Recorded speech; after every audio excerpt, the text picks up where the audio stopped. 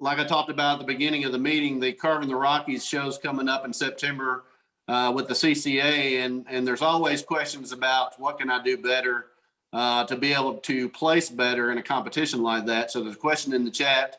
Do any of the CCA award winners have tips for creating carvings to enter the annual CCA competition? Anybody maybe who has judged or somebody that's placed high in that, do you have any recommendations or tips that people can do that will allow them to place better when those kinds of competitions come around? As a judge, I've always felt that presentation was one of the key factors. What you do what you do for a carving to enter it in competition. In other words, you have a carving sitting on a shelf at home.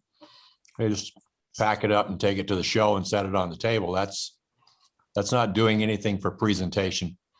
If it was, imagine if you were walking into a good high-end art gallery and looking at a piece of sculpture, you wouldn't want to just see something that came out of the foundry and got set on a table. They set it up to its best, to present it as best they can. And that's something that a lot of carvers fail to do.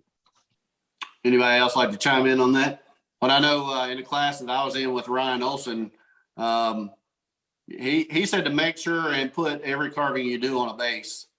And I know, as a carver, sometimes when you're excited about the piece that you're carving and you get it done, you get it exactly the way you want it, then, you want to show it off and put it on a shelf or whatever. But I think that goes back to what Dave was saying. Make sure that you create a base for it and make sure that presentation's the way that you want it so that it does stand out compared to some of the other carvings. Anybody want to talk about bases and how that enhances the carvings that you do?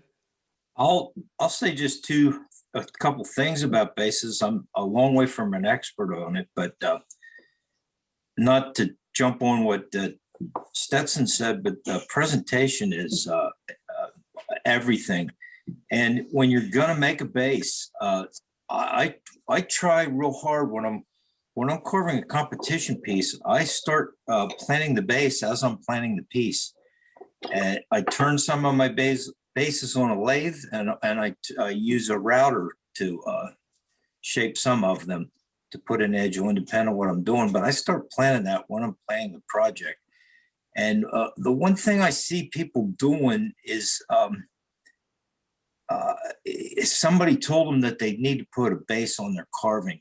So they get a square block of wood and put a round carving on it, or vice versa. Or they have a small piece they put in the middle of a big block of wood, or they don't.